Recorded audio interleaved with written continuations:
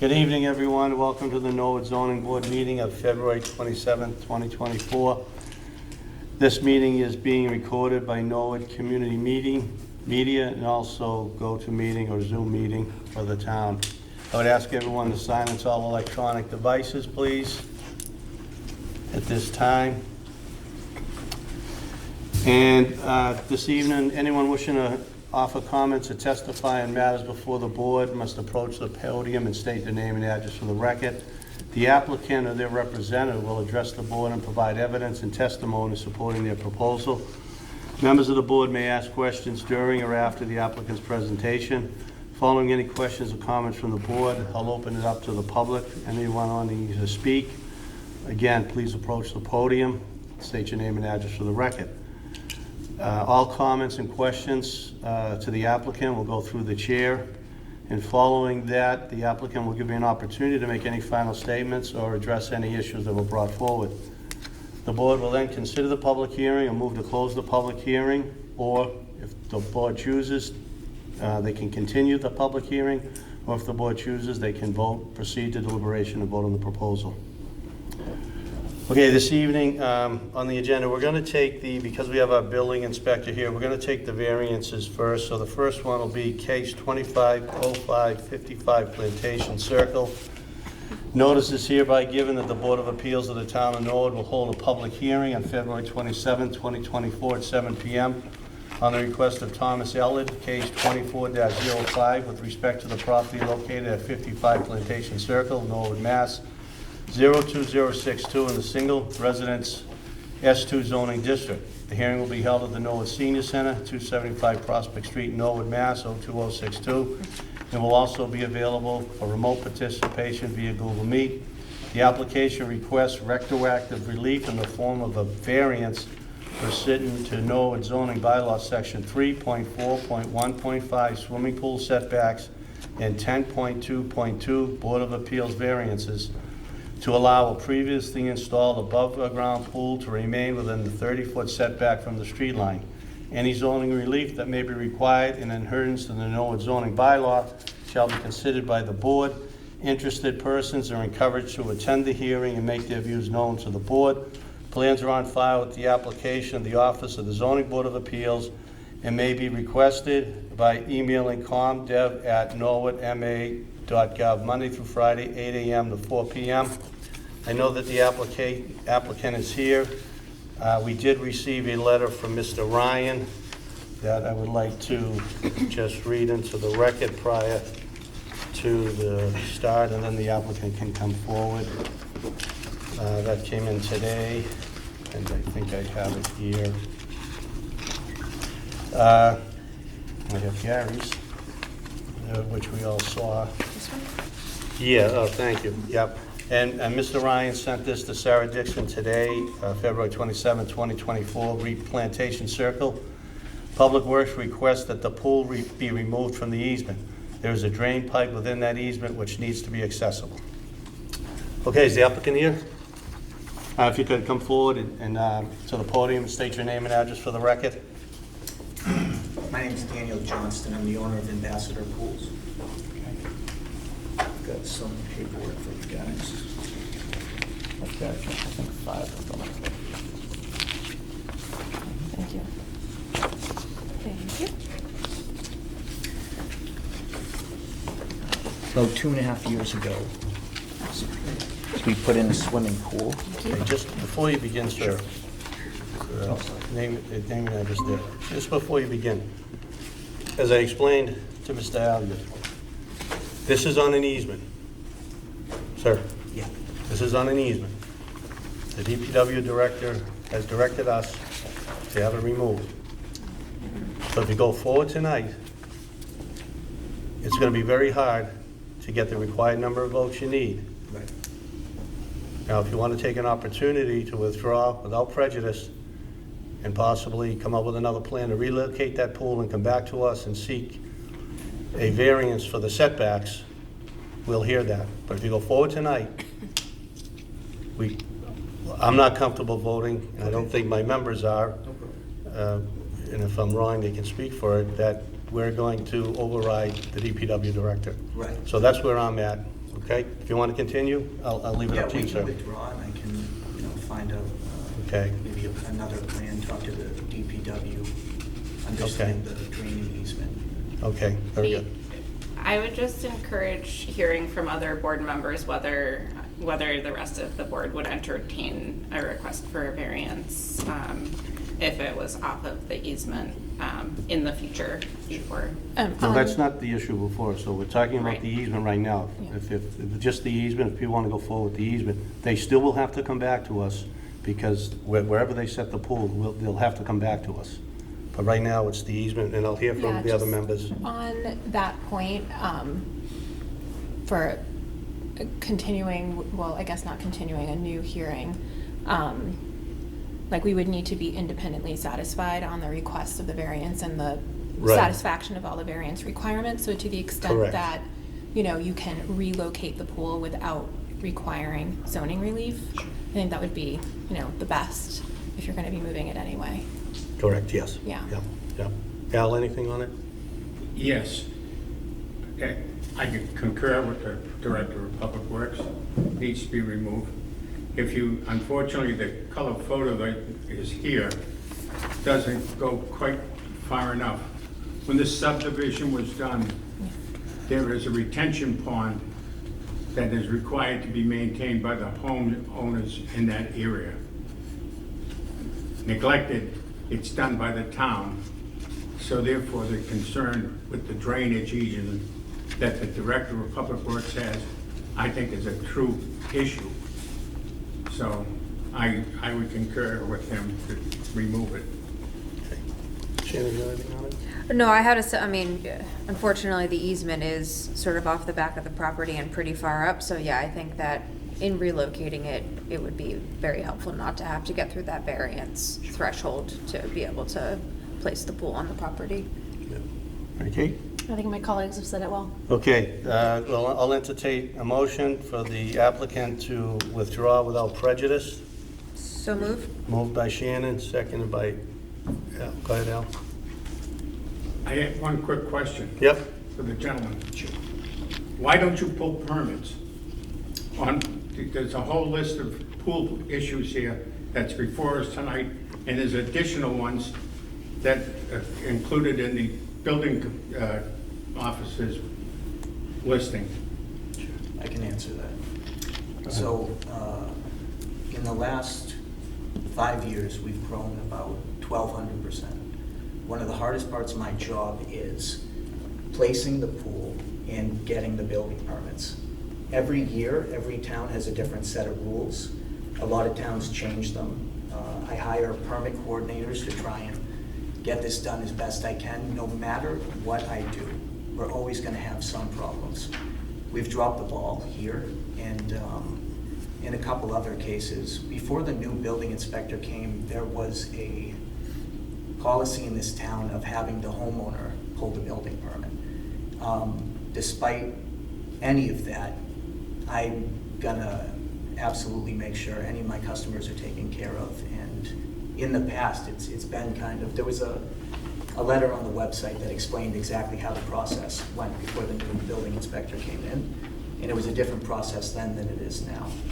Okay, thank you. Gary, do you want to comment on that? Because I don't think that's the case, but here's our building inspector, Gary Pelletier.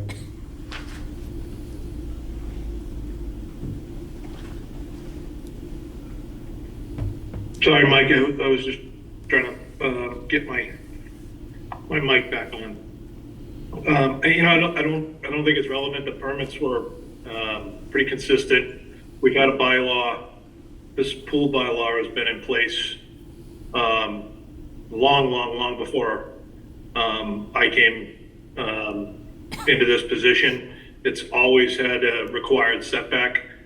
And as you know, under 40A, the only way to really determine compliance with a setback is by certified plot plan, which is part of the permitting process. So I can't speak to what predecessors did in their permitting. I can only say that as long as I've been a building official, which is dating back to 2015, any permanent structure, pools included, in any town that I've been an official in, we've required a certified plot plan at permitting.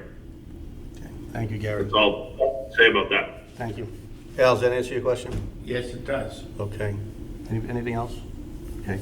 There's been a motion made by Shannon, Second. seconded by Al, to let the applicant withdraw without prejudice. Any further discussion?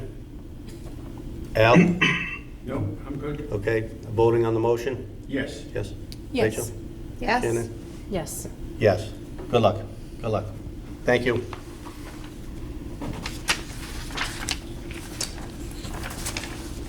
Okay, next we'll do the other variance, 121 Walpole Street.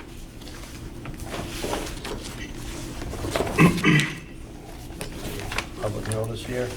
Notice is hereby given that the Board of Appeals of the Town of Norwood will hold a public hearing on February 27, 2024 at 7 p.m. on the request of Robert Randall, case 24-04, with respect to the property located at 121 Walpole Street, Norwood, Mass. 02062, in the single residence S2 zoning district. The hearing will be held at the Norwood Senior Center, 275 Prospect Street, Norwood, Mass. 02062. It will also be available for remote participation via Google Meet. This application requests retroactive relief in the form of a variance pursuant to zoning bylaw section 3.4.1.5 swimming pool setbacks and 10.2.2 Board of Appeals variances to allow a previously installed above-ground pool to remain within the 30-foot setback from the street line. Any zoning relief that may be required in adherence to the Norwood zoning bylaw shall be considered by the board. Interested persons are encouraged to attend the hearing and make their views known to the board. Plans are on file with the application in the office of the Zoning Board of Appeals and may be requested by emailing comdev@norwoodma.gov Monday through Friday, 8 a.m. to 4 p.m. Is the applicant here? Yes. Yes, sir, if you could come forward and state your name and address for the record. I am Bob Randall, 121 Walpole Street, Norwood. Good evening. Okay, you have the floor. I've got some more packets. Okay. So both of these pools were put in about 2.5 years ago. This one, we're required 30 feet from the lot line. And we are about 3.5 feet too close. I believe we tried to put it the required 30 feet, and we didn't account for the sidewalk not being a part of the property. We're asking for relief because of the shape of the property. And, you know, this is another part that's tough for us because there are some towns that call the pool wall, the side of our wall, exactly where the setback runs to. And then in other cases, the cantilever deck that hangs over about 2 feet but doesn't touch the ground is, in this case, they're counting it as being another 2 feet closer than some other towns require it to be. I went out to the property earlier today. We would have to put it pretty close to the house to even get close to getting the required 30 feet. So we're asking for relief in the amount of 3.5 feet. At all? Well, I'd just like to add that this, you know, was by no means any sort of end around the zoning. I mean, I have the original documents that I thought that we had submitted for the original permits. I mean, as you can look up, we pulled the permits for the electrical inspection after we put the pool in. This wasn't some sort of attempt to, you know, skirt around the rules here. Something happened just during COVID, something happened during the initial permitting process. So from my records, I can see that we did drop the permit off. I don't know if it was processed. I haven't had very much help internally trying to figure out if they ever received the permit. I do have the original permit paperwork, and Yeah, I have it here as well. yeah, and the electrical permit was pulled afterwards. Usually when the electrical permit is inspected, they will bring up any problems or potential problems with the building permit. Not always, but that's usually what the case is, and somehow this can slip through the cracks. And to go back to what Al said, it's not as if we purposely do not pull permits and haven't pulled permits for every job we've ever done. In fact, we've done a lot of pools in Norwood. Our business started in Norwood, and we pulled a lot of permits. I have had to let go of a couple of people along the way, and we've made mistakes. And my interest here is ultimately for my customer, and whatever is required, I will do to make sure that my customers are taken care of. That's the most important thing to me. Anything else? Any questions for the applicant or the board before we hear from the building inspector on this case? Yeah, quick question to clarify. So are you saying then from the wall of the pool to the property line, it's actually 28.5 feet? But Yes. because we measure from the decking that's off of it, Right. that's what brings us to 26? Okay. And this is another tough thing too, because sometimes we'll go out, my guys will go out initially and flag out the pool. My installers will come, hit a problem, move it a couple feet one way, not thinking that, 30 feet's a good chunk of distance. In most towns, that's more than enough for the required setback. When you have a corner lot, in every town, it's a lot different. And in every town, the requirement is different for a corner lot. We have customers, not in this case, but that will move the flags after we put them down. So it's something that's really tough for me personally when I'm trying to figure out how to make sure this doesn't ever happen again. And we just had a big meeting about it. And despite the forms and the drawings and my every attempt, because of the amount of pools that we do, I know that we will still have problems. We're not robots, we're human, we make mistakes. And when we do, I just try and do the best I can to take care of them. And from the road to the pool where that measurement would be taken, you actually can't see the pool due to fencing and bushes. It's not to say you can't see the pool from other spots on the road, but from where that measurement was taken, you can't even see the pool. Want to hear from the building inspector in this case, and then I got a couple of questions for you, Gary. Go ahead, Gary. This is Gary Pelletier, our building inspector. Mike, can you hear me? Yes. Yeah, so just to clarify, again, one of the first things that we check on any additional structure, expansion, accessory structure, shed, deck, what have you, the very first thing as part of the application submission to review is zoning compliance. Doesn't matter whether something meets the building code if it doesn't meet the zoning requirements. So again, this section 3.41 for swimming pools, number 5, in my opinion, very clearly defines the setback, and I'll read it. Every outdoor swimming pool hereafter constructed shall be set back not less than 7½ feet from any side or rear lot line of the premises on which it is constructed, and not less than 30 feet from any street line. The setback distance shall be measured to the nearest point of the pool. Doesn't go on to define whether that's at the base or the deck, whatever the nearest point of the pool is. It includes overflow gutters, but exclusive of walkways and other poolside areas. So not a patio or anything like that, but anything that's part of the pool structure would be where the setback is measured from. So that is something that, had this application been processed, which it wasn't, and the pool permit was never issued. And again, that's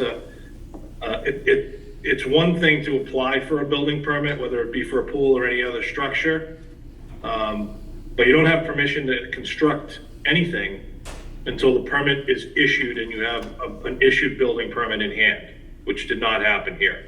Whether or not there was an application filed, we don't have a copy of it. So the permit was never issued. Electrical permit is exclusive of a building permit. So electrical permits don't require the same kind of review and examination for zoning compliance that a building permit would.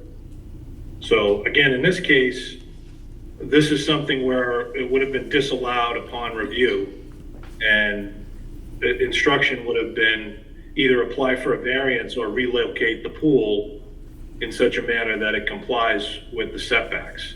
And once again, I can understand the applicant's representative mistaking the sidewalk for the street line. But again, that's why a certified plot plan is required, because that way an engineer, land surveyor goes out, accesses the bounds, and makes a very clear determination via EDM where the lot line is and where the proposed structure is going to be located. Thank you, Gary.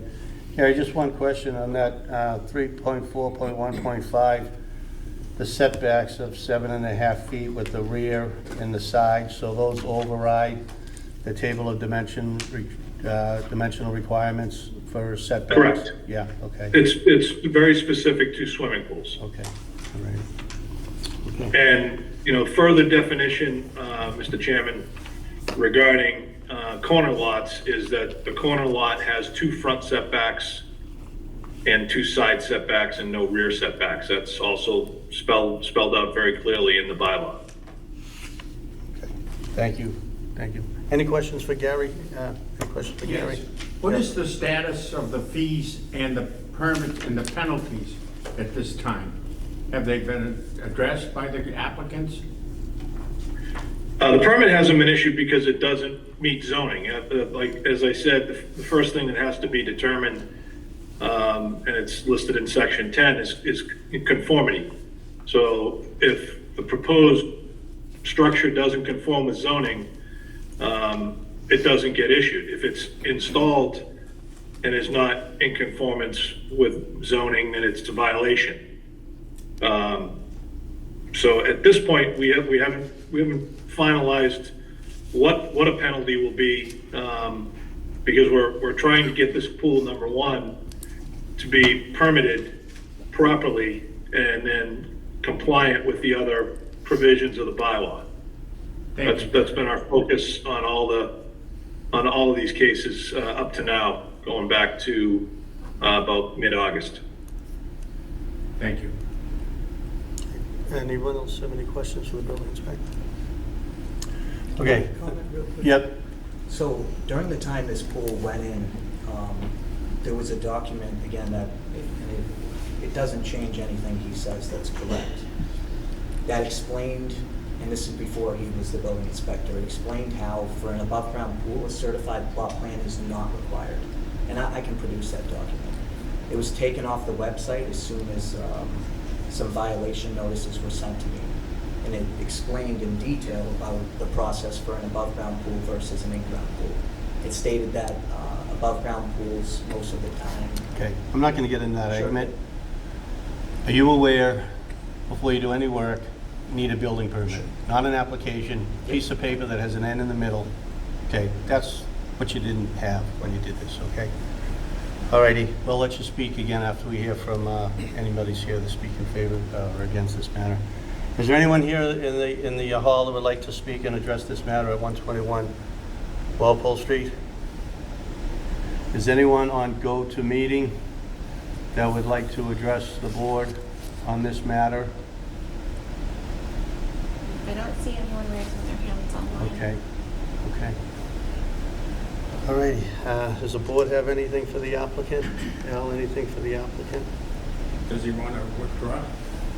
No, it's, we're gonna vote on that, we'll just see here. Rachel, do you have anything for I the mean, applicant? just on the request for the variance, it seems to be, a pretty typical topography of the rest of the neighborhood.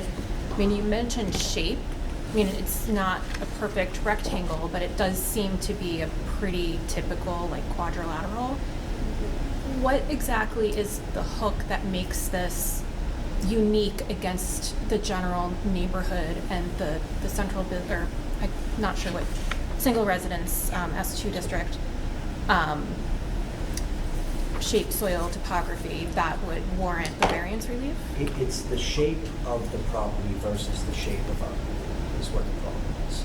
So because it's not your perfect rectangle, the angles go in a way where it's not going to be possible for what I can see to get it within the setback requirements. I So mean, sorry, just looking at this plan, you've set it kind of at the narrowest portion of the yard. And being just a few feet off, and obviously I'm not sure where trees and things like that are, but it seems like you could move it more to the center of the property, shift it, and you'd still be good on your side setback. Is there some So I unique went out nature there. about the topography that would prohibit that? So I went out there today to take measurements and really get it down to the inch. It moves from, so we need 3.5 feet, and you can see how it moves diagonally and gets bigger as it goes down. In order to get that extra 3.5 feet that we need, we would have to put it pretty much into the driveway of the property after the measurements I took today. And it's a little bit, it's kind of hard to see just on the page, but when you walk the yard and you take measurements, I was really surprised to find to get it to where I needed it to be, based on the outside of the wall where the sidewalk ends, which is exactly where the property line is, it has to come way back, because I was planning for, a potential no on the variance. I want to make sure my people are taken care of, and it doesn't seem possible to me unless it were hanging into, the access to the garage. Yeah, I mean, I guess my only discussion point for the board, I mean, obviously this is a property that's already put to good economic use. It's not like this is an equivalent of a taking based on the pool. I mean, I'm feeling you, and I understand why it would be confusing with the sidewalk not being included. I absolutely get that, but I think that just goes to the imperative of getting the building permit, because all of that would have been taken care of with clarity before we had the pool in Again, there. to give a little context, Yeah. This was in the middle of the pandemic and the worst time. We were being told, in some cases we could build, in some cases we weren't. It was really confusing. I have 90 employees that rely on me, and it's tough. It's a tough position to be put in. And maybe I shouldn't have pushed forward and tried to get these pools in, and there were customers that wanted pools. I made the decision to do that ultimately. I keep referring back to this document that was on the website, because before Mr. Pelletier was here, Yeah, there was. I'm going to stop you there. Forget about the document that was or wasn't on the But the website. only reason I'm saying. Let me is- finish, sir. Sure. The member asked you to describe the circumstances relating to the soil conditions, shape, or topography which especially affect the land or structures in question, but what do not affect generally the zoning district. That was the question, and you haven't answered that question, so. The shape is what it is. And the issue being you could do it, but it wouldn't be a desirable location because it would be close to the existing driveway. It would partially hang over. No further questions, thank you. Shannon? Yeah, I was just trying to think if there's given the 2-foot overhang, if there's ways that you're able to modify the structure. I mean, it doesn't bring you to the 30 feet, but I'm trying to think of, I appreciate that you don't have a lot of flexibility in terms of the driveway. Having the plot line narrow in as you go back on the property, with the structures further up does somewhat limit your ability to site a pool, which may have prevented a pool from going in its entirety, if this had come forward ahead of time. But also, trying to think about the hardship aspect as well too, if it's, this was not a problem necessarily of the property owner's own making. I guess when you're advertising your services, I guess how is that communicated to your customers in terms of interactions with the town and all the permitting that's required? Like, what are the expectations that are given to your customers when you're engaging with It's them? different for every single job. So what was it in this very specific situation? We talked about getting the permit and helping them through the process. Okay, so there was an expectation from your Yeah, client yes. that you were pulling the appropriate permits to get the job Yes. done? Okay. And up until being issued the permit, from what I can see, and again, I rely on some people that I ultimately hire, and I had to let go of someone, unfortunately, but I don't want to beat a dead horse. I know you're going to tell me to stop. But the document I'm referring to says that there was no plot plan required, and that's why I'm saying that. So we put it where we thought would 30 feet was. All right, I'll submit that that's correct, and you'll submit that you need a building permit before you can build your pool. So, okay, so we're back to where we began. Gary has raised his hand. Yep, I'll just hear from Mary Kate, and then Gary, I'll hear from you. I guess just to clarify some of the earlier questions, is looking at shape, is the diagonal, it's not exactly square, but it's still diagonal, and so it's that angle of the lot that you're saying is the shape piece, and then the hardship piece would be having to be removed or relocated there. Gary, did you have a comment? My only comment was, again, taking measurements and looking at overhead shots from a satellite can be very misleading.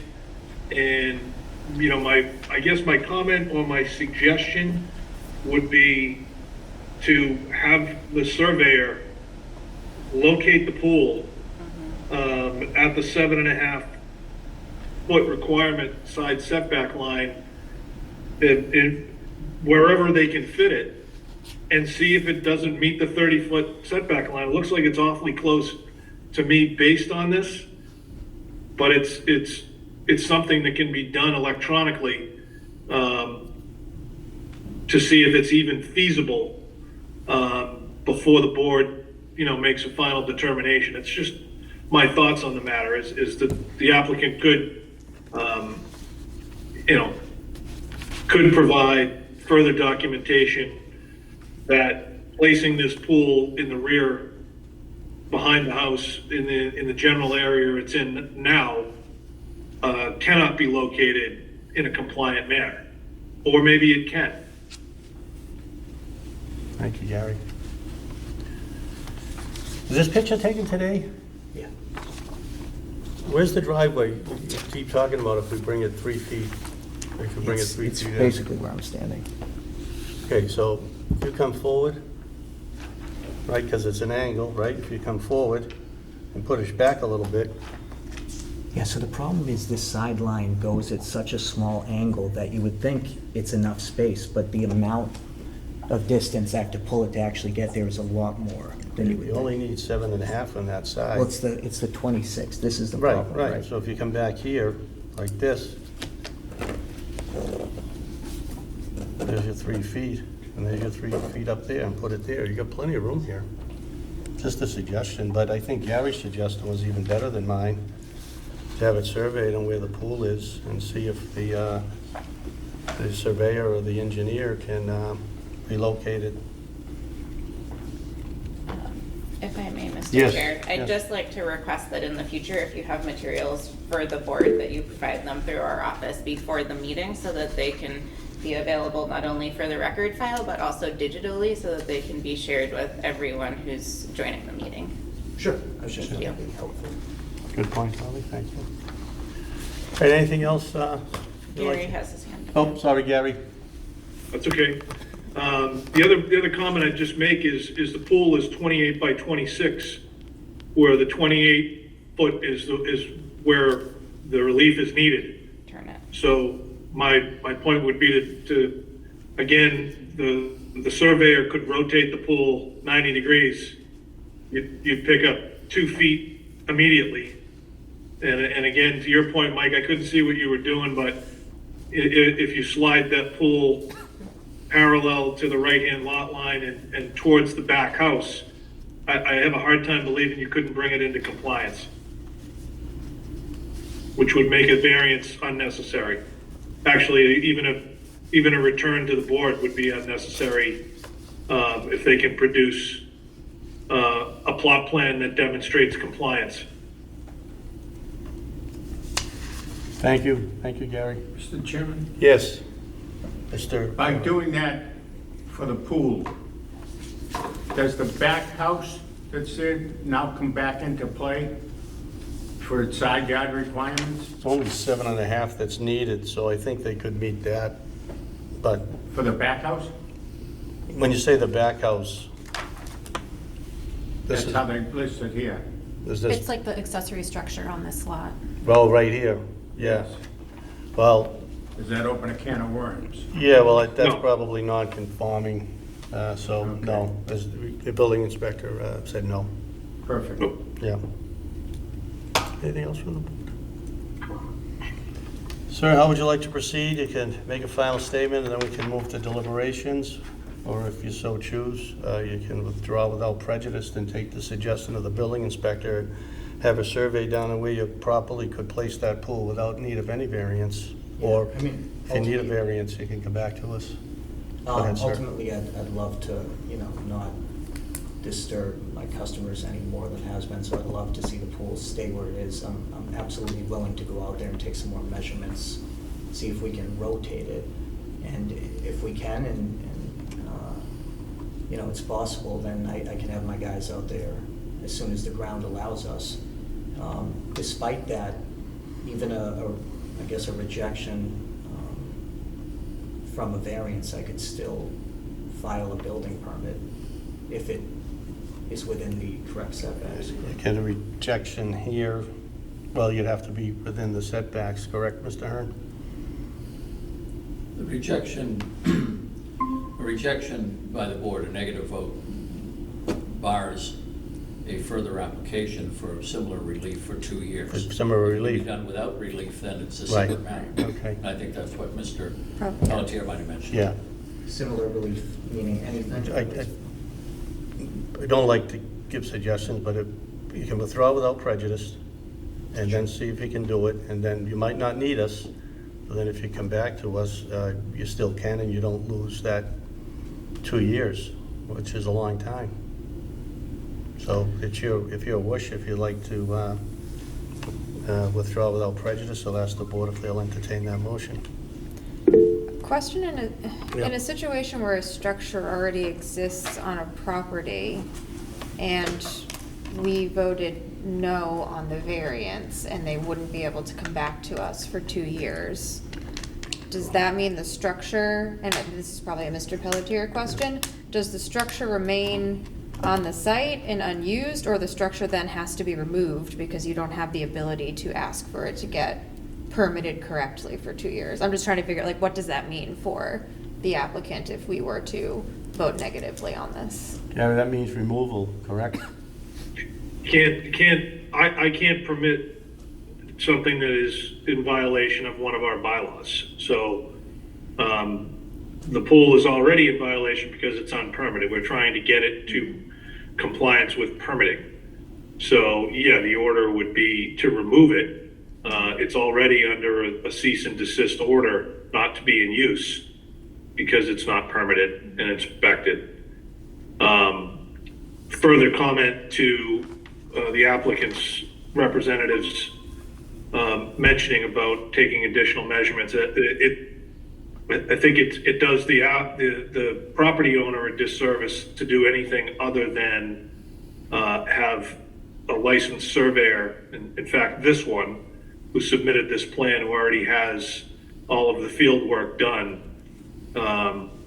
It's a fairly inexpensive modification to take that field work that's already been done, this plan that's already been created, and then rotate it on the plan to see if it works. And then you know. So whether that is a continuance of this hearing or withdrawal without prejudice, that's for the applicant and the board, but that no permit and no revision or stemming of the violation is going to take place unless the pool can be proved to be compliant. And the only thing that I'll accept as proof of that would be a certified plot plan showing the pool in compliance, and then the building permit would be issued to put the pool in that place. Does that make sense? Yes, all makes sense to me. Thank you. I hope it makes sense to you. And one more, if Yep. we do end up in a position where a new plot plan has to be presented to the board, if we could also add like the driveway or any other limiting factors on the site would also be very helpful for more information too, if you find that you can't place the pool without having to come for relief. Okay. Would you like to say something there? I would. I'm Yeah. Suzanne Randall of 121 Walpole Street. Yep. We are 25-year Norwood residents. We put in a pool. We hired a company to do all the work they need to do. We looked on the website. We also saw the lack of a requirement for a certified plot plan. We did all our measurements and we followed up, and over several feet, we're talking about, you're asking us to completely redo our entire backyard. And so I'm asking the board to consider, how difficult is it? What is the impact for the pool being just a little bit too close to the road? I mean, it's I don't know, 26 feet versus 30 feet. I understand we have these rules, but it's a considerable disservice for my family to have our backyard all dug up and everything. Even if we can move the pool, it's just going to cause a lot of problems. I hate to say it. You can see it in the aerial shot. There's a trampoline there because I have two boys who like to play and everything in the yard, and if we move the pool sideways, I don't think I can fit a trampoline in my yard anymore. And I know that that's not any of your concerns, but you're causing a significant impact to my family. And I just want that to be known and on the record. Mr. Chair? Yes, Rachel. Believe me, I know. But it's really not only an issue of Norwood bylaws. We're constrained by state statute about where we have authority to even consider granting variances. So that's why I'm asking questions about shape, soil, topography. What makes your property distinctly unique that you must have a variance in order to make economic use of your property? So believe me, I hear you, but I'm also bound by No, I my understand authority that, under and state statute. unfortunately, we're not at the point where we're asking for the variance before the pool went in. We are now and I know we tried to discuss a little bit about, we did the best we could, and we had information on the website that we were following. But, so now we are looking at, the pool is already in. We are not looking at, we're planning on putting a pool in and we're asking for a variance just to make it in a more convenient spot in our yard. The pool's been there, it's been there for several years, everything is really established. I mean, I hate to say it, I'm a gardener, I had to move all of my stuff in order to put this pool in, and then I replanted a million things, and the nightmare in my mind about, so I would lose a whole season of establishing things in my yard and doing this stuff, and I know that's not a concern of the zoning board, but it's a huge impact to me and my family. So I just need you to be aware of that we're asking for a slight variance. And I know you have to do it per your rules, but we're at this position where the pool's already in. And we can point fingers all day long, but that's where we are. We got here, it was during the pandemic. And it wasn't easy to go to the town hall and ask questions, and the information was on the website, so you thought that was the best way to get the information. And that's how we got to this point where we are today. So I want you to consider the fact that we're already here at this point where the pool's been installed for several years. Thank you. We sympathize with you, but as Rachel touched upon, from the courts, no one is entitled to a variance. The courts have found that the following arguments related to hardship do not support the grant of a variance. Mistakes in construction and too costly to raise the structure that violates zoning. That is not a reason to grant a variance. Spend substantial money in building without a permit, which happened here. That is not a reason to grant a variance.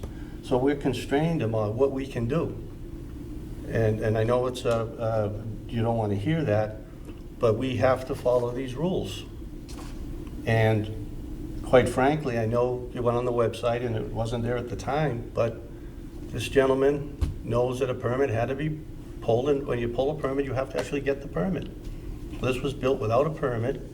It's not in compliance, and quite frankly, if something unfortunate was to happen, your insurance probably wouldn't cover that unfortunate accident because it's not properly permitted. So we're trying to get you there, and I know it will disrupt you for a period of time, but I think at the end of the day, I think you can reach this with a survey that shows where to put that pool, and you'll be in compliance, and everything will be okay, we hope. But we're really constrained by the courts, and that's why Rachel had brought that up. Anyone have anything else?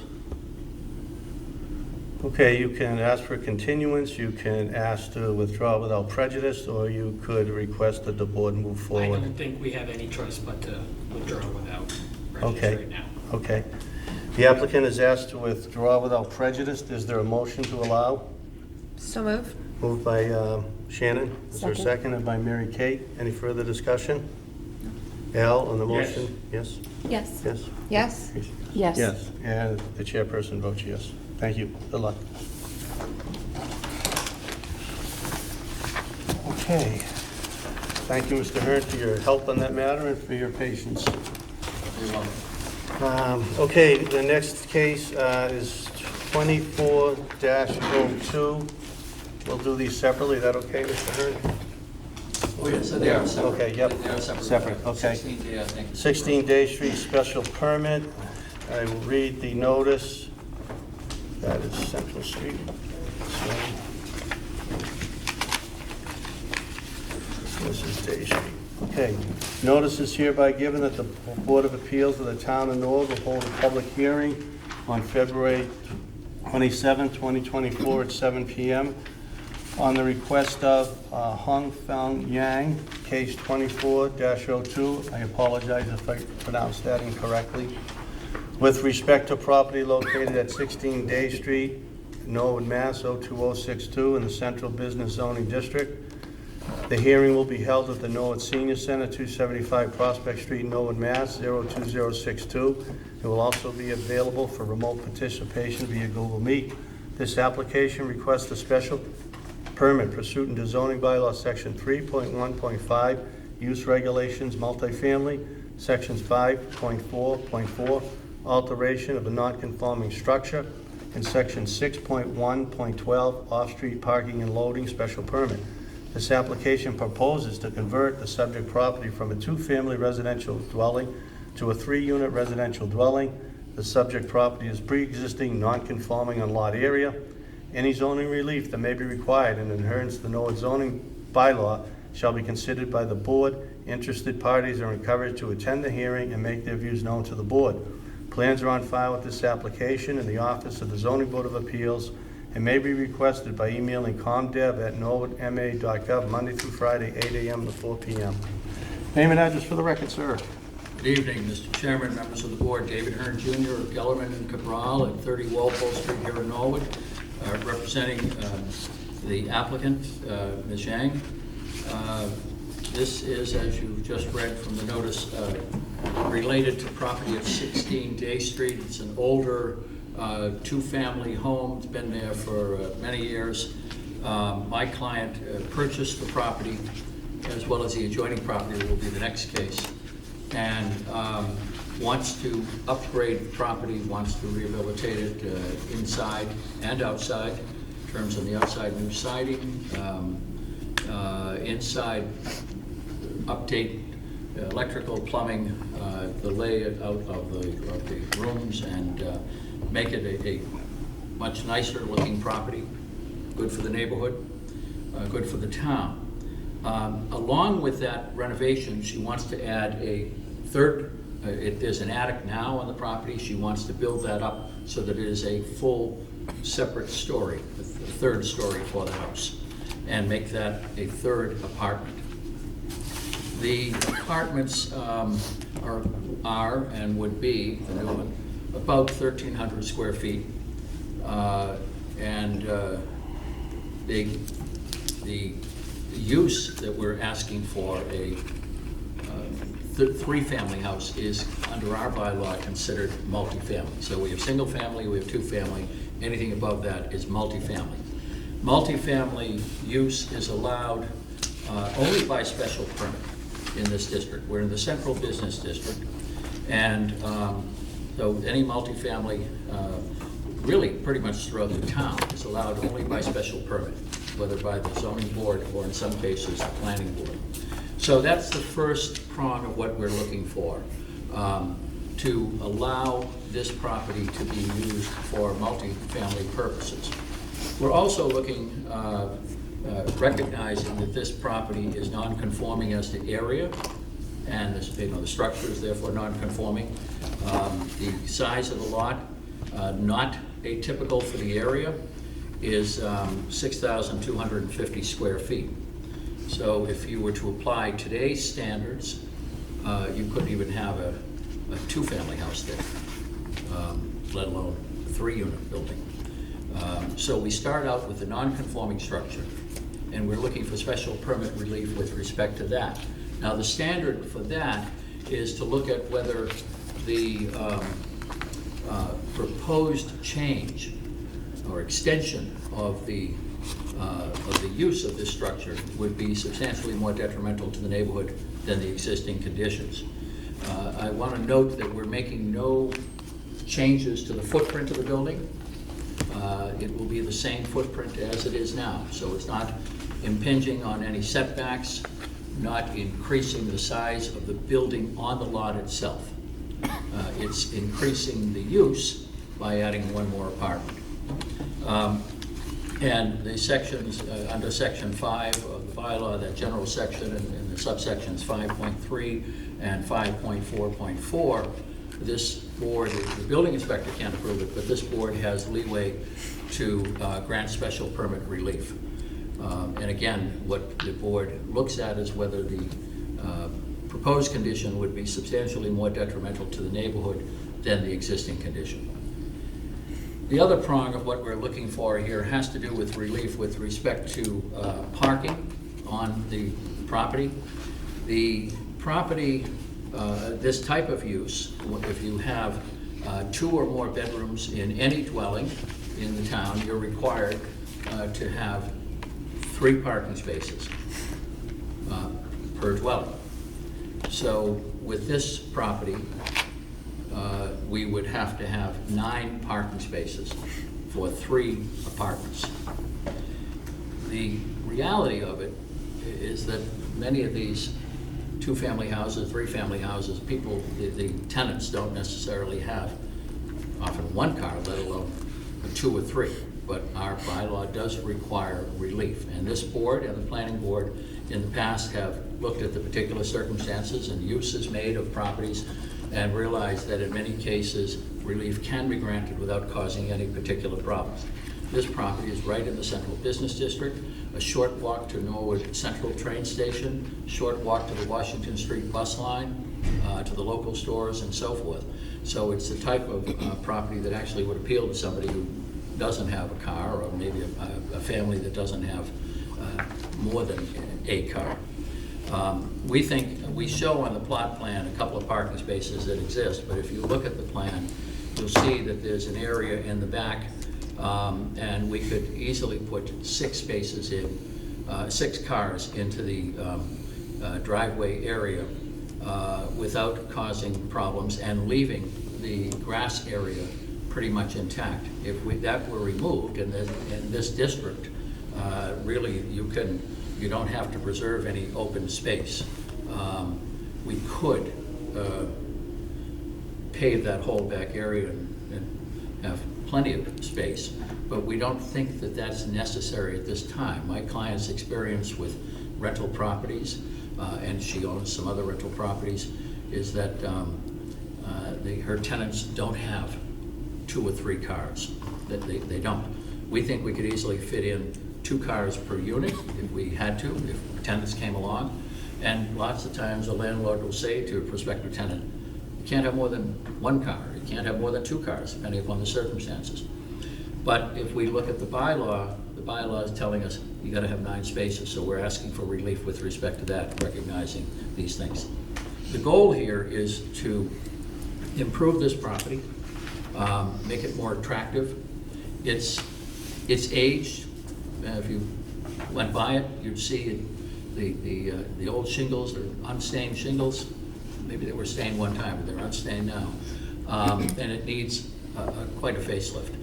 And my client wants to do that, because the way you do that is to be able to generate revenue from the ultimate product. And a 3rd unit is going to help to generate the revenue that makes this worthwhile to fix it up on the exterior and the interior. So that's what she would like to do with respect to the property, where we believe this can be done with special permit relief, first for the multifamily use, not inconsistent with other uses in that area. There are some 3 families around. Next door, there's a new project going on with a separate building, and they're going to have 7 or 8 units in there, I think. No, the new building is 3 units. 3 units. I don't know the old building. I'm sorry, 3 units. But so they'll probably have a couple of units in the existing building, 3 in the back. Separate building is being built there. We're just talking about adding 1 unit to the existing building, so the footprint doesn't change. It doesn't violate the height limit. The height limit in that district is 40 feet. We have given you tonight elevations that show 34 feet as the height of the building. So it's not going to be overpowering or anything like that. So the use, we need relief on. The extension of the use of the structure for the 3rd unit, and then relief on the parking, and so that we don't have to provide 9 parking spaces. That's what it's about. We're happy to take any questions, and we think in the end this will be an improvement for the neighborhood, an improvement for the town in terms of generating more tax revenue, but also might help to encourage other redevelopment in that area, those sections between Broadway and Central Street. Thank you, Mr. Chairman. Thank you, Mr. Burns. We still have the building commissioner here. Gary, did you have any comment on this application? No, I haven't really looked at any of the renderings. I certainly believe Attorney Hearn if he says that it meets the height requirement. Obviously, there would be a substantial remodel for that 3rd floor, but there'd be some structural work that would need to take place. All that would be part of the permitting process. The only other thing I was looking for on the plan that I'm just looking at now with regard to parking would be on-street parking that could be credited, I believe, under Section 6. And if there's any, they have detail on that. Mr. Chairman, I might be able to answer that. I think, Okay. As much as I'd like to credit on-street parking, I think the on-street parking in the Central Business District is for non-residential use. Yeah. And I think that recognizes that the non-residential use tends to be daytime use. We recognize that residents should not generally be parking out in the street, particularly in the winter, when we could be having snowplows go by and all that. So we believe that we can, that our space there, the yard, which will remain intact, is not affected by the construction, would be sufficient for the uses. And also, my client is a landlord, would be in a position to say to people, 2 cars, that's it, maximum. And some people might not even want that. So. Okay. All right, thank you. Thank you, Gary. I'll start here. Mary Kate? Yes. You said currently the third floor is an attic, not Right. being, It can't be used for habitation used now, as but habitation. if that were to be done, and Ms. Pelletier mentioned the structural work that would have to be done to support the third floor use. Yep. And on some of these, I think we learned that in a recent case, that the structural work has to be different if it's going to be used for habitation as opposed to just where we put our Christmas decorations. yep. Great. And then the current height is the 34 feet, that's not changing. That's the proposed height. If you looked at, I don't have the measurements of the current, but it's not going to be any higher. Okay.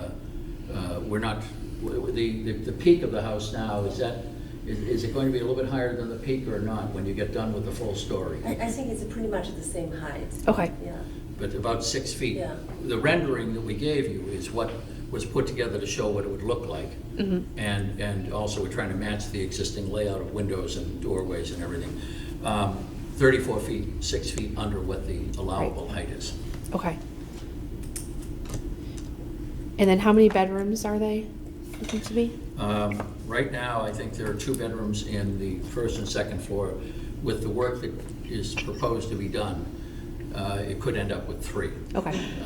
In each of them. And they'll be pretty much laid out in a similar fashion to get 3 bedrooms, Okay. which is something that I know some of the policy of the planning department has been to encourage buildings that will allow more of family use. And 3 bedrooms encourages that as opposed to 1 or 2 bedrooms, which generally tend to be couples or single people living. So it would offer that option for people. Okay. And on the relief on the parking, are you looking for a specific number of spots or just general relief Well, I from think the generally, requirements we're of the comfortable we 9? can provide 6 spaces in there without any problem. Okay. And still leave a grass area there. So if we're limited to 6, that means for 3 units, there are 6 available. Okay, great, thank you. All set. Yep. Just on that, there's no driveway there now, correct? There is a driveway. There is a driveway there? Yeah, and there's if you could, Okay, there's an easement also for the benefit. Right. And we're excluding that when we look at how many parking spaces we get in. Okay. That easement goes in for the adjoining property. right, okay, no, I was by there today, I didn't notice that. Okay, thank you, okay. Shannon? Yeah, so I agree that 9 parking spaces is way too many for this particular area. I think if it's going to be 2 to 3 bedrooms, I guess, what is the street parking situation? I know we couldn't credit it necessarily because it's for commercial use, but is it time limited? Because I think that, you showed 2 spaces, that means that you wouldn't even be able to have a vehicle like per unit, so I think that, Well, that's existing, but I mean, if we, There's no signs there restricting it, Right. so the No, only, right. That's the only just an thing I would, illustration. the only thing I So- would think it would be, what do we got, November 15th to April, no Seasonal. overnight parking, right? The Yeah. closest public parking lot is the Norwood Theater parking lot, which is 0.2 miles away. So a resident could potentially be able to park there Use the overnight with a permit, Okay. Great. should they need to do the so. Day Street The lot Day is Street even lot's closer. Oh, also where's the there. Day Street lot? That's like Across the across the street. street. Oh, across the street, there you go. Yeah, yeah. okay, so it sounds like there are options though. There for are options if vehicles. we're Okay. needed, or Yep. somebody had company or something like Right. that. Parking on those side streets is not the most desirable approach, particularly in the winter. Right. I think it's allowed, and I think the limitations most of the time are during business hours. Right. Because they want to have turnover for stores and other businesses. And then, of course, as the chairman said, during the winter, we can't park on the streets. Right. And then I guess my only other question is, converting the 3rd floor from attic to livable space. I assume things like egress and that would all be taken care of through the building permitting. We're Absolutely. just worrying about use. Okay, great. We'd have to satisfy Mr. Pelletier Yep. on the code issues for egress and structural supports and everything else. Okay, great. Yeah, that's everything I have. Thank you, Shannon. Rachel? My questions have been covered, thank you. Okay, great. Al? My questions have been answered. Okay. Gary is raising his hand. Oh, yeah, Gary, go ahead. Thank you, Holly. I was just gonna, Holly might know the answer to this, but isn't the lot across from the post office public parking as well? Yes. Mike says That is- yes. Yes, it is, Yeah. yeah. Yeah, I mean, Yeah. we're happy to walk, but the So, the I closest think- spot is across the street at the, Day in Street. back of, Day State Sport, Street sports. yeah, yeah, right by Day Yep. Street Sports, yeah. across from Nappertandy's. Yeah. Yeah, I'm trying to think of what the stores were up front that back up to that spot, yeah. I'm still thinking of Hill Jewelers. Just on this plan, so did I understand you're gonna have 6 parking spots here? We can, in the back, we can leave that, there's open space next to the house. Right, the And grass is there's gonna... also an open area there, so you can drive through, because that's the access into the adjoining Yeah. property. That's left open. Oh, okay. We're not gonna park in there. Okay, the grass is gonna stay, right? We're gonna keep the grass, we may cut a little bit, you see that it goes at an angle? Yeah. We may have to cut a little of that to make it more squared off. We're not required to keep any of it, we wanna keep as much as we can. And so if you take the measurements, and these are laid out as 8 by 22 spaces, you could probably get 4 more in there. Some of these properties, like many others, you've got to do a little bit of tandem so that tenants in unit 1 might, if they had 2 cars, work it out between them in terms of tandem parking and all that. But we think that we can lay this out with adequate parking, 6 spaces, giving everybody 2, without disturbing most of that grass. And we have to keep, we recognize we have to keep the access easement, because that was created before the transfer of the property. Yeah, as you know, that area floods a lot, and I hate to see this lot become asphalt, all asphalt. We'd like to preserve as much of it as we can for Yeah. the amenities for the tenants too. Yeah, To have a little yard there. and the yard in the front will stay, right? As much as there isn't much of a yard. No, in there's the not front. much, but that'll stay grass, right? That will not get, We're will not not gonna get pave, paved. no, we're not talking about parking in front of the house. Okay. So it's not shown here in the plan, but what you're saying is, after the X, it shows PS1, PS2, right? And then you're gonna continue that down and then put 4 in the back of that, you know, because the easement ends there, Right. right? There's enough room to put 4 cars in there. In the back there, yeah. Yeah, it And may be- what is there now? That's grass in the back now, isn't it? That's, Paved area. It's a There's paved, a paved okay. area. There's a on that grass side. area, there's a paved area. Okay. So currently the paved area can hold the 4 more cars. Okay, That's so you why can we- get it there. So there'll be no new paving, you're just gonna repave the area that's already paved now, There might correct? be- The only thing that I might suggest is if you look at the angle of that grass area, Right. how it comes out a little bit, maybe have to square that off, just to keep it a little more open. Square to the benefit of the, Of the to the parking. right? No. Look, you know that area very well, you know it floods a lot, and if we eat it all up with asphalt, Yeah. I'd like to keep some of the We grass. want to keep it, Yeah. the grass that's there, if at all Okay. possible. I think you can fit 2 cars in there, just looking at the drawing. The 8-foot width, you've got more than Yeah. enough there for that to be put in there. So if you would say, yeah, leave that grass there, yeah, I think we Okay. can do that. Okay, all right. All right, okay, I'm gonna open it up to the public. Is there anyone here that would like, yes, ma'am, if you can come up to the podium and state your name and address for the record? And thank you for your patience. Let me get out of your way. Pardon me. Excuse me. Kate Allendorf, 8 Day Street, so I'm a neighbor. And I would say in the past year and a half, there's a house in between her house and mine. And there's been considerable amount of construction going on with, I came to all those meetings as well when they wanted to build out and add parking and all the things that were involved in renovating and building a home. So it's a big impact on the neighborhood. I've dealt with, and these just for me, I've dealt with construction and trucks and loud noise and banging and sawing and dumpsters, and the impact on the road is a concern as well. I don't know when the property was purchased, but it has been in terrible condition for a long time. So I am happy to see that somebody is going to renovate the outside of it, because it looks terrible. The one thing I remember from the building that's going on next door to me was the parking. And I don't know if it's a land size or because of the way the new building fits on the lot, but they were only allowed like a car and a half per apartment. So I don't know how we allow, is it because of the size of the property here that they can have two? Not that it's, I'm just trying to clarify what I remember from the other one, that they were really limited on their parking. And that construction is still going on. There's gonna be a circular driveway that goes around the building. There's going to be a fencing going up. When I looked at that picture of the lot, it's not 100% accurate because they're not done. So they're still going to be paving, they're still going to be putting their parking on the side of 16 Day Street. So that's going to impact a little bit on the side of her house. I know on one side of my house, the next house is very close, and when cars are heating up in the morning, the smoke tends to billow into your windows.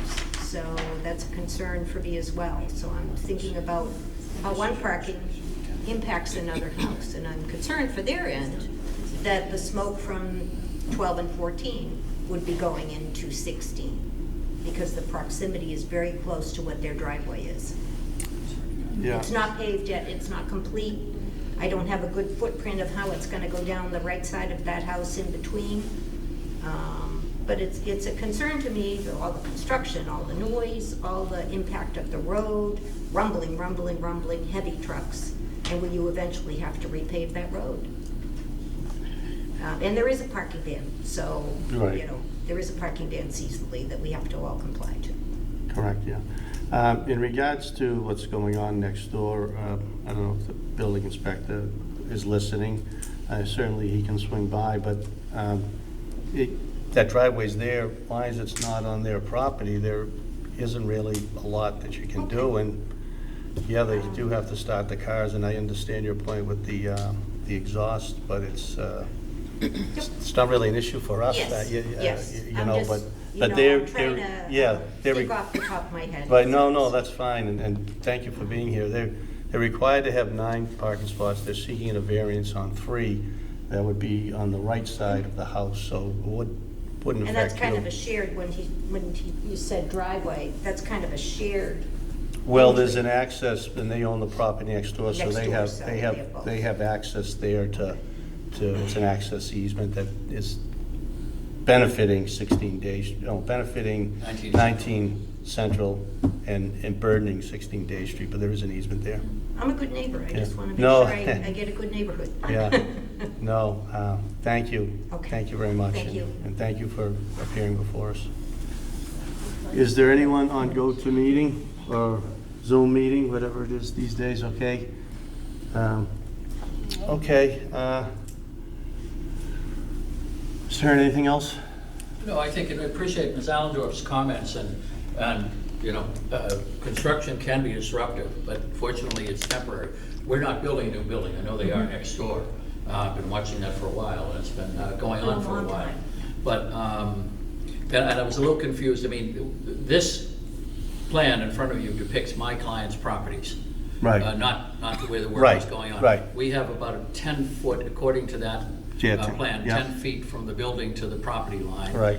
We don't want the neighbor on the other side using any of our property. Right. And if there's a question on that, we can look at that ourselves. But I agree with you that some of this is outside of the zoning board's purview. Right. And anytime we deal with construction, it is a temporary matter and not normally considered, as long as, again, we're not building a new building, so there'll be less disruption than starting from the ground up the way they were doing it at number 12. Right. So hopefully this will be an improvement for the neighborhood that Ms. Allendorf will like to see. That'd be nice. Yeah, trying to make it better. So we appreciate her comments, and it's always good to meet neighbors. Right. Thank you. And if it's an issue, you could always put a fence up along the property line. That's right. See it as an issue, okay? Anything further from the board? I have a question for Yeah. Ms. Yang, the applicant. Yeah. Do you own rental property currently. Yes. Do you think that the market could handle even one parking space for a unit? I'm just trying to figure out what the demand for a 2 to 3 bedroom. If you wouldn't mind, just come up here, and name and address for the record. Thank you. Yeah, I think. It's just your name and address for the record. Oh, my name is Hong Fan Yang. My home address 28 Gossey Street, West Roxbury, Thank you. Massachusetts. Thank you. According to my experience, the people tend to live in the downtown area. Usually, they don't have a lot of cars, so they should be fine. Yeah. Okay. Anything else for the applicant? Anyone have anything? Yeah, to your point, I mean, it would be nice Yeah. to keep as much grass in the Well, yeah. back as possible, Yeah. even if we're maybe not getting as much parking. Yeah. Okay. Okay, thank you very much. Thank you. Thank you. And one other matter, Mr. Chairman. Yes, go ahead, Mr. Hearn. The question was asked. Ms. Yang acquired the property at the end of October, this past October, and almost immediately upon acquiring it, started with trying to work on, and contacted me to work on how to improve the property. So I appreciate, and I've seen it for years too, that it's not the most Right. attractive property, but she wants to make it more attractive, and she hasn't been sitting on it, she's owned it only a few months. Right. And is going right to work to try to fix it up. That's great. Well, thank you. Yeah. Okay, thank you, Mr. Hearn. Okay, if there's no further discussion, we'll entertain a motion to close the public hearing. So moved? Motion made by Shannon. Is there a second to close the public hearing? Seconded by Mary Kate. Mary Kate? Yes. Shannon? Yes? Rachel? Yes. Al? Yes. And the public hearing is closed. What are the wishes of the board? May I ask a question? Yes, Mr. yep. Chair? So Yes, for absolutely. item number 3, granting relief on the Parking, parking, 6.1.12. would we Yep. dictate the number of spaces, or would we just say that they do not have to meet the 9-space requirement? How does that generally We- work? Go ahead, Mr. Hearn. I think, and Mr. Pelletier might like to weigh in on this, but I would think that both the owner of the property and the building department would like to know what the minimum is that Okay, so that we you're would set a minimum. authorizing. Yes. I Yeah. suggested 6. Okay. We think we were comfortable we could do 6. If you want to say fewer than 6 and you're okay with that, we'd be okay with that, but I think there ought to be a number so that Okay. we know and Mr. Pelletier knows when it comes to all the permitting. Okay, thank you. Thanks. Does that help? It does, Yeah, yes. okay. I did have a comment. Yes, I'm sorry. Thank you, Gary. That's okay. The most recent, most similar conversion that I can recall, which was, I believe, mid 2023, was on Savin Ave. I believe it was 4 and 6 Savin Ave, which was converted from a 2-family to a 3-family in a very similar fashion. And I do believe the board, I'm not certain of the number of units.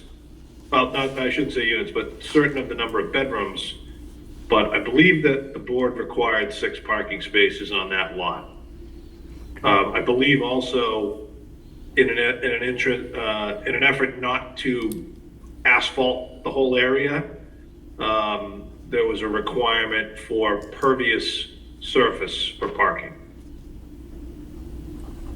That's my recollection as well for that property. Yeah, I was gonna say Holly would probably have more a recollection than I do, but can also be referenced. That decision is available to reference.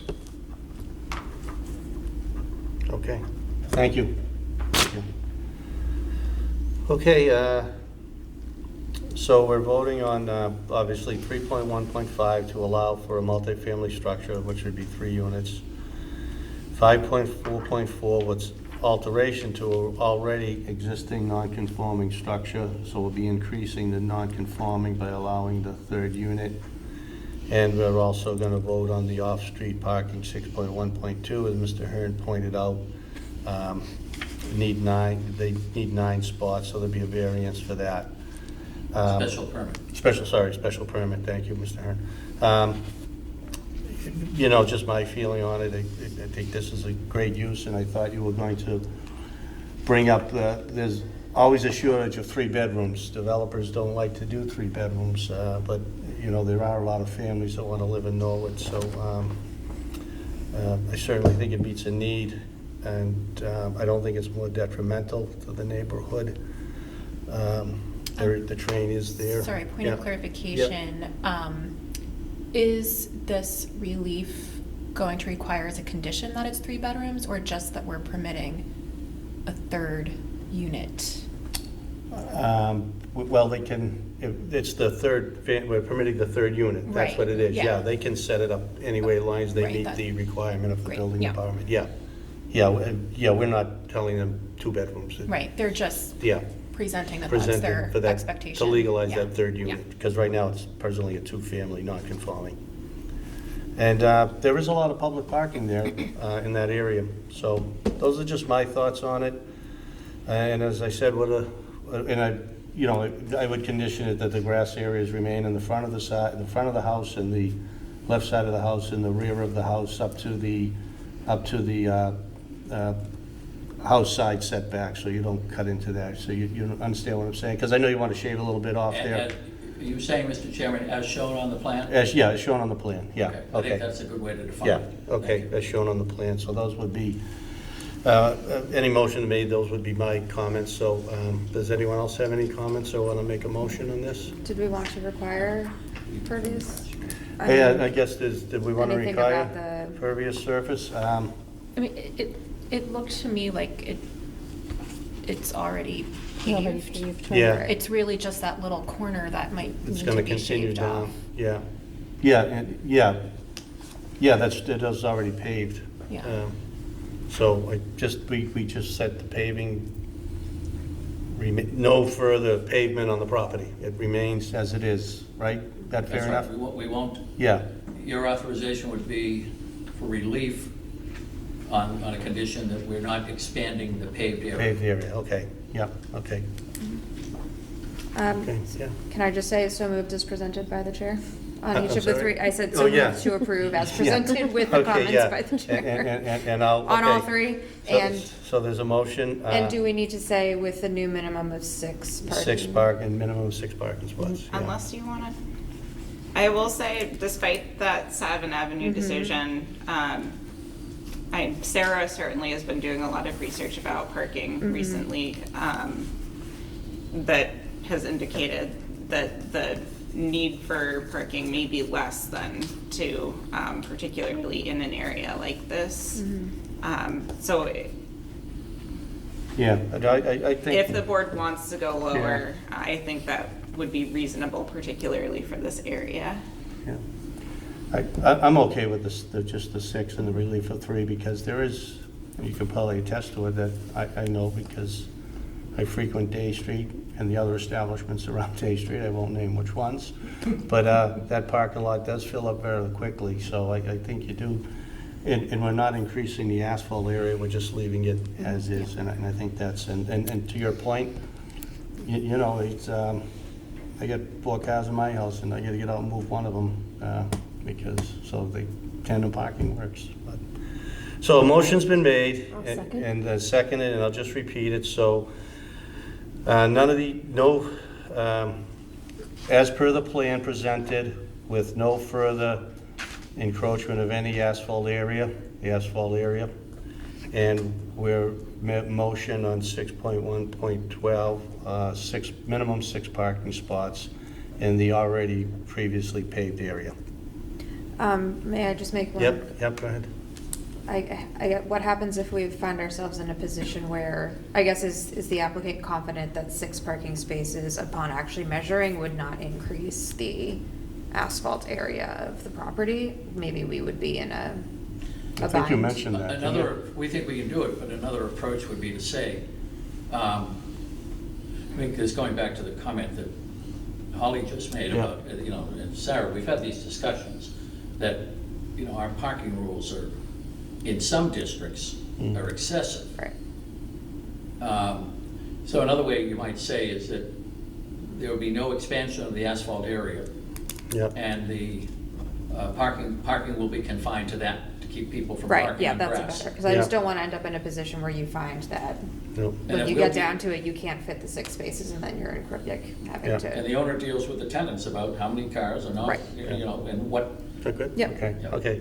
No expansion of the asphalt area, limited to minimum 6 parking spots, no grass area to be disturbed to the side, back of the house per the plan on the front of the house. That is the motion that's been made by Mary Kate and seconded by Shannon. Reverse. Made by Shannon and seconded by Mary Yes. Kate.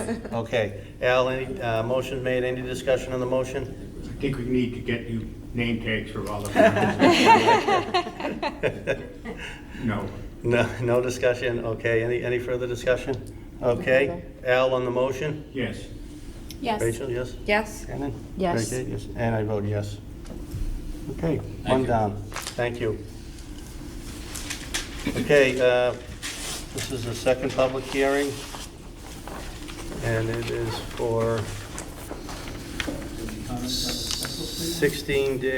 19 Central Street, 24-03.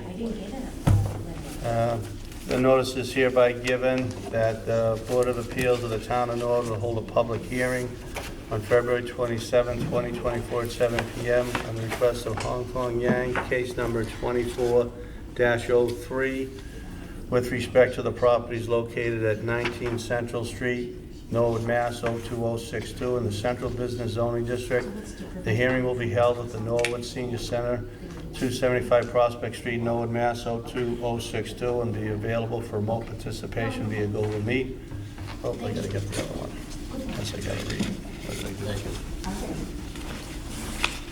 The application seeks relief pursuant to zoning bylaws, section 3.1.5, use regulations multifamily, and section 5.3.2, alteration to a non-conforming structure to convert a mixed-use structure with 2 existing residential units to a 4-unit multifamily residential structure.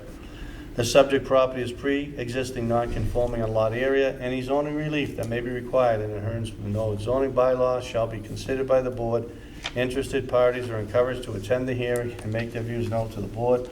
Plans are on file with this application in the Office of the Zoning Board of Appeals and may be requested by emailing comdev@norwoodma.gov, Monday through Friday, 8 a.m. to 4 p.m.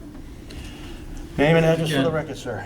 David Hearn Jr. of Gellerman and Cabral, 30 Walpole Street here in Norwood, representing the applicant on this one. We have an LLC that owns the property. It is Hearth Drake LLC that owns the 19 Central Street property, adjacent to the property we were just discussing. And this is a property that I think some may recall was used years ago as the Morrill Insurance Building, although they moved next door to a newer building a long time ago, it seems to me. And the property has been used as a mixed-use building for a number of years with 2 residential units on the second floor and commercial use as office use on the first floor. But for some time, there have not really been tenants for that office space on the first floor. And I think as many of us have seen in the real estate market, there is less and less demand for office space. There's been a real contraction of office space use since the pandemic. My client wants to convert as the upper ones were converted some time ago, wants to convert the first floor office space to 2 separate units that would be residential units. The mixed use was allowed in the district with 2 units. We're proposing to eliminate the mixed use in this case and make it entirely residential. Again, we don't have the demand for office space we used to have. There are enough empty offices in town already. There continues to be a demand for housing that is convenient to transportation, convenient to downtowns. This fits the bill just as the property we just talked about would. So what my client wants to do is to just convert that space to 2 residential units. So that would make it, because it's more than 2 residential units, multifamily use within the central business district, as in just about every district of the town. That would require special permit relief under section 3.1.5A4.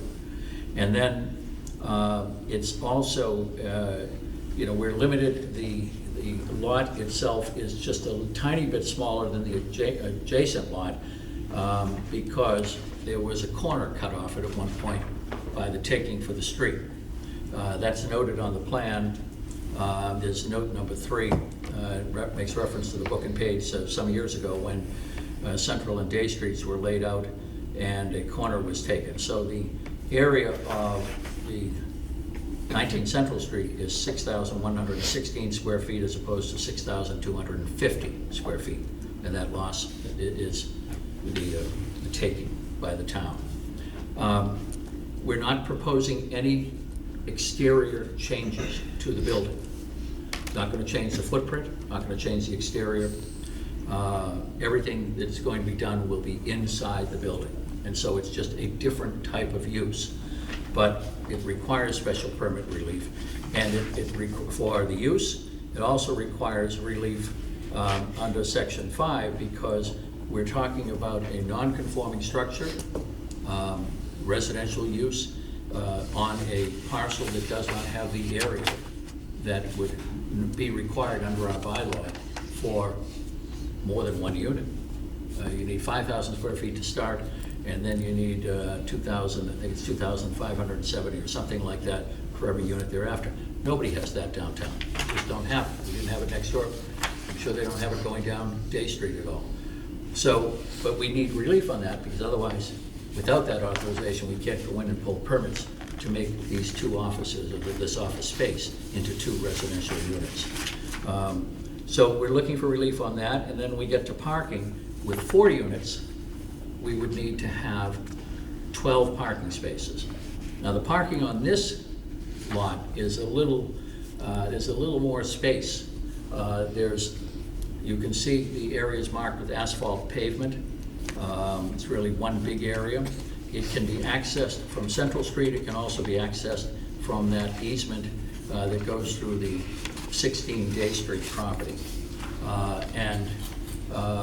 We can put perhaps about 8 spaces we're comfortable with without really crowding things in there, in that space, and leaving everything else intact. It wouldn't impact, even though they're related owners here, we don't want to do anything that impacts 16 Day, nor does 16 Day want to do anything that impacts 19 Central. The only thing that impacts it is the access easement that was created before the property was sold. That was by the former owner. So that's what this case is about. It is on a corner that I think we're all pretty familiar with, Central Street, somewhat busier street, but we're not going to make any changes. There will be no changes made to the exterior, not increasing the height of it or the dimensions. Everything's internal. And again, this will provide housing in the area that would be helpful to people working downtown or taking the train or anything like that. The size of this building, the interior space, would allow for 2-bedroom units, each apartment to be about easily 800 square feet. The actual interior area of the building is over 2,000 feet. I think about 2,500 feet on the first floor, and I can confirm that if I just find the right page here. The first floor, 2,285 square feet on the first floor. The upper floor is a little bit smaller simply because of the way it's laid out, 1,884. So plenty of room for a couple of new 800 square foot units, maybe even a little bit bigger when all the construction is done, but those would support 2 bedrooms each. So we'd have 2 bedrooms times 2 on the first floor and 2 bedrooms times 2 on the second floor, a total of 8 bedrooms in 4 different apartments, 2 of which are already there and have been there for a number of years. That's what the case is about. Again, we could have discussions about how much parking is really necessary in that district, and with the types of tenants you have. If they're 2 bedroom units, you may have you might imagine a reduction in the number of people living there, and perhaps then a reduction in the number of cars. But frankly, the number of cars in these districts is often very much less than, say, in the single-family districts, where as the chairman just said, he's got 4 cars in his driveway most of the time. So we ask for relief under those provisions of the bylaw. And again, the standard you have to look at is whether what is being proposed would be substantially more detrimental to the neighborhood than the existing conditions. We think this will be an improvement. Eliminating office use that there's no market for, providing housing in the neighborhood. It encourages the best use of that property in the present circumstances, and makes it the property more valuable, more useful. Eliminating the commercial use theoretically could eliminate some of the coming and going that goes back and forth. With commercial use tends to have more trips per day than residential use. Minor point maybe, considering the small use that would be going on, but there just isn't a market for it right now. And I think that's really where we are, and I'm happy to take any questions, and my client is happy to take any questions. Thank you. Okay, thank you. I'll just, if the board doesn't, I'll just ask Gary. I don't want to keep him here too long. Gary, do you have any comments on this application? No, actually, Attorney Hurd and I discussed this at length prior to the application. It clearly falls under 5.3.2 as a non-conforming structure. It's going to be used in a substantially different purpose, and or to a greater extent. So it's fully within the purview of the board to consider it. I don't have any issues with. I think the parking's been discussed enough, so no issues here. Thank you, Gary. Al, any comments for the applicant? Any questions? Not at this time. No. Rachel? Just out of curiosity, do you happen to know how long the first floor has been vacant of commercial occupants? I remember, I think the agent told me at least 2 years before. Yeah. It has been a long time nobody rented it out. Yeah. I think the Commonwealth had an office in their workforce or something office in there some years ago. I'm friendly with the fellow who was a broker on the property at one point and was trying to attract commercial buyers for it for office use and all that. And I remember telling them, we just can't find it. The commercial tenants moved out, can't find any new ones. Yeah, and I see it's over 100-year-old structure at this point, and just looking at it, it looks very compatible with a first floor residential. So I'm kind of curious historically when it probably converted from residential to commercial. Yeah. So it sounds like you're saying 2 parking spaces per each of the 4 units, 2 which I spaces think makes sense. For each unit. We can provide 2 spaces for each unit. Yeah, and all the renovation is all interior. There's no, unlike the other one, this is all completely. The other one we're doing, she a whole proposes to new do siding and all floor, that. yeah. This is not going to have anything on the exterior that has to be done, unless you're doing any sprucing up, but nothing structural. Yeah, no further questions, thank you. Thank you. It looks like this is all paved area outside of the structure itself. I'm wondering if we were able to reduce the parking here, if we would be able to gain some pervious area either through gardening or landscaping or something like that. I think that would maybe be a trade-off that would be interesting to think about. If we reduced the number of parking spaces, would we be able to get?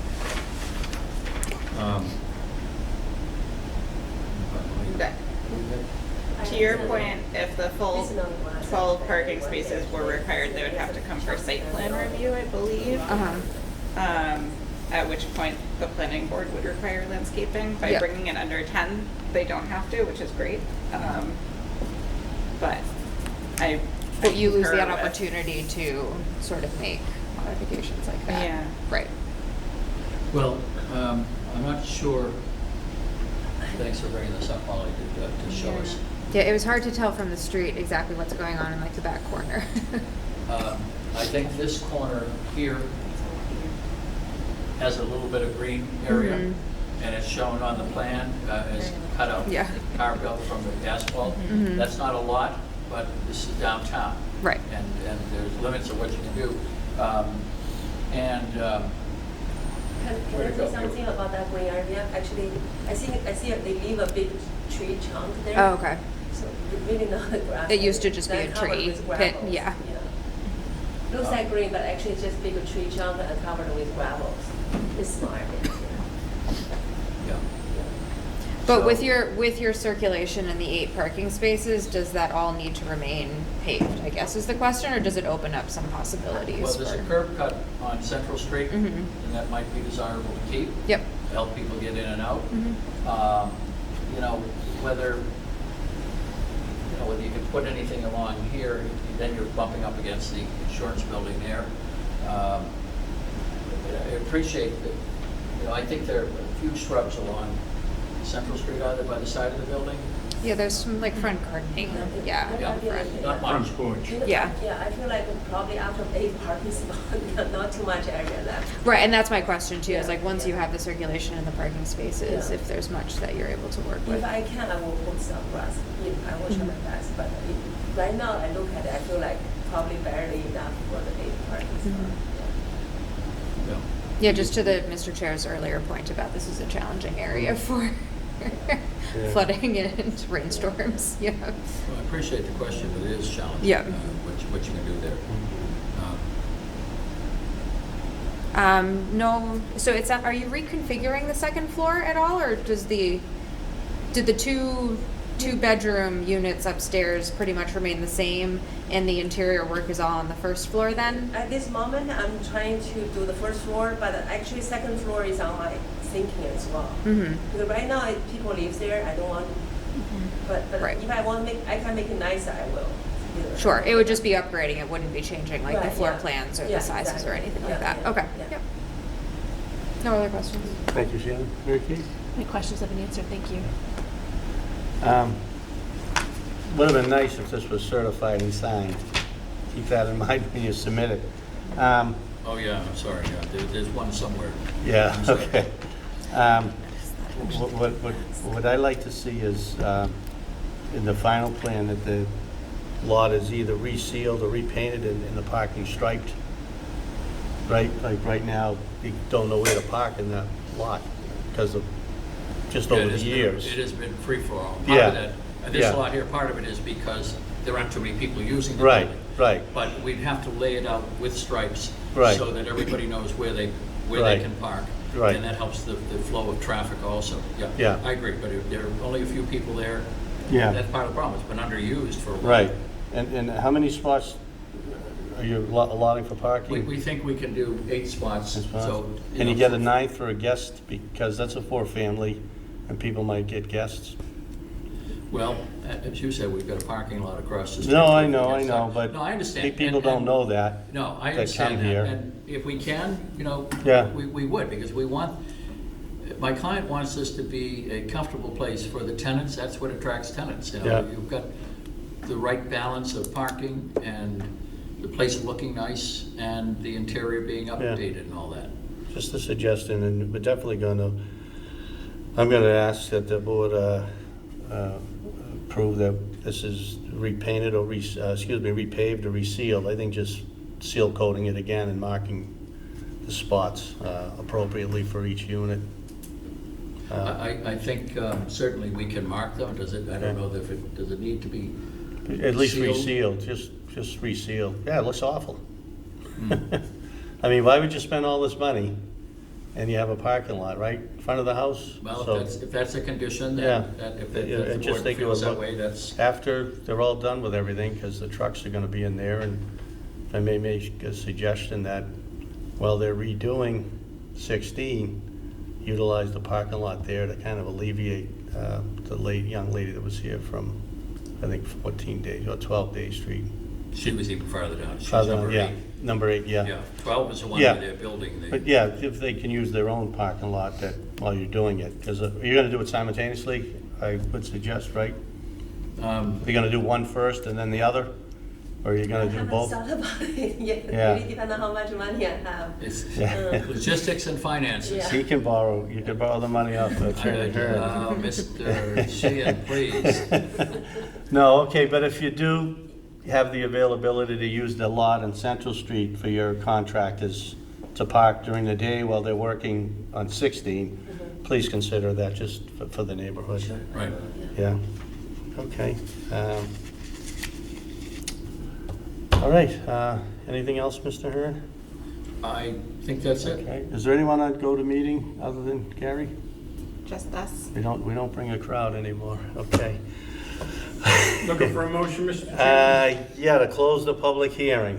I make a motion, we close the public hearing, sir. Motion's been made by Al to close. Is there a second? Second. Rachel has seconded. Al? Yes. Yes. Rachel? Yes? Okay. Mary Kate? Yes. Shannon? Sorry, I gotta switch you guys. Move the name tag. And I vote, Name yeah. tags around, I know Yeah. who you are, but, Okay, the public hearing's been closed. What are the wishes of the board? So moved to approve as presented the special permit under, I believe it's 3.1.5 for the multifamily use. Approving the special permit under 5.3.2, I believe it is, to basically make it more non-conforming in the area that's not, in an area that doesn't have sufficient space. And then is it 6.1.12 then? This for doesn't the- apply here. It doesn't, apply okay, here, so no. we don't have to No. do anything for No. parking? No, Okay. you don't have to do anything, I right? think you do. It was in the need application. parking, Oh, right? it wasn't. So- because But I if you don't think count- it's in if the, you count, if you count the units, you need 12. Oh, okay, it wasn't. yeah, it's in in the the public application, but notice. not in the Yeah. Yeah. notice. Okay, luckily, we'll take that on. So, yeah, so we're also, to your point, 6.1. In the application, it says 5.5 and 6.1.12. Okay. Let me get that in front of me so we're clear. Yeah, let's be clear on that. I think it's the 6.1. We're 5 point, So 3.1.5A, 4, 5.2 deals with non-conforming use. I think Mr. Pelletier mentioned that. Yeah. And we are, and we've got a non-conforming structure also under 5.3 because the size of the lot in relation to the uses of the structure. Yeah. So, you know, but it is, you're allowed to go by special permit under 5.3.2 when it's altered to provide a substantially different purpose, which this is. One is mixed use, the other is multifamily, even though they both involve residential use. And it's 5.3.3 states that if you're not, we're not changing the structure in a way that increases the non-conformity. So we don't go to a variance, we're still in the special permit Right. realm. And that's what 5.3 itself is about, granting special permits for non-conforming structures. The use itself is, the present use is allowed use.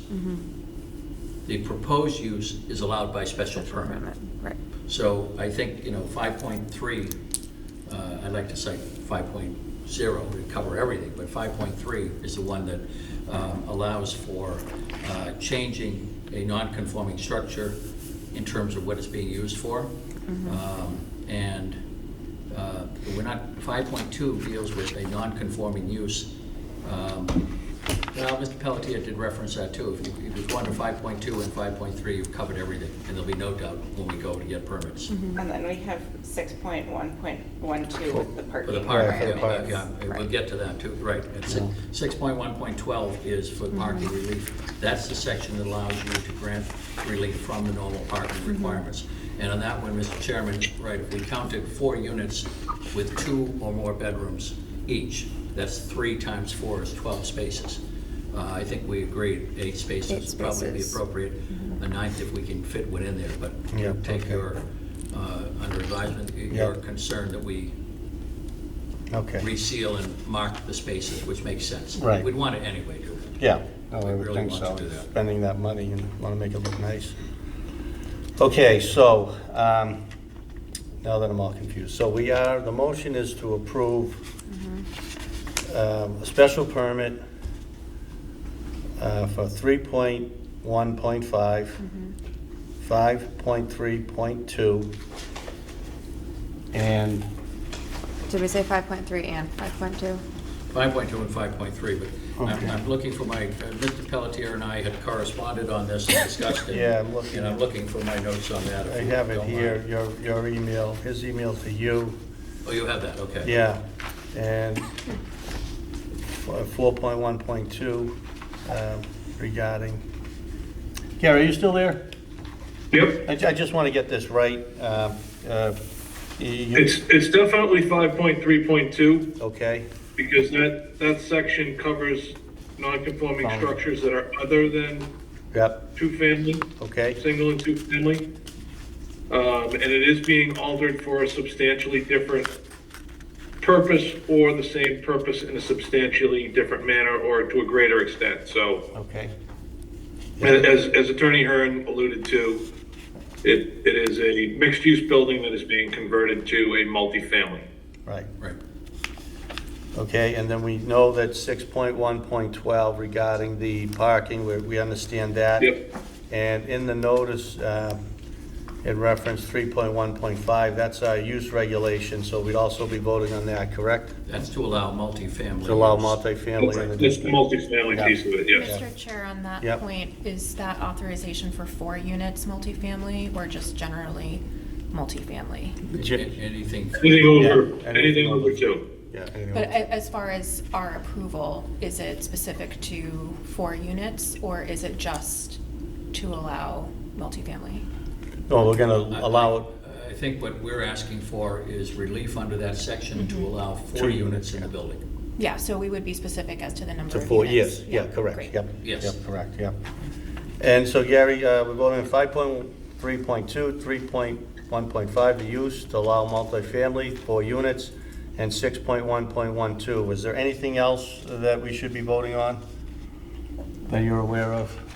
I don't believe so. I think we had I think cleared it that up. that Okay. covers it. Okay, great, so that answers your question, I hope, Shannon? So moved. Yeah. So moved, and that's gonna include the repainting or repaving or the resealing of the parking lot, and the parking lot be striped for parking for at least 8 units minimum, if 8 parking spots, and if possible, a guest spot if the area allows it.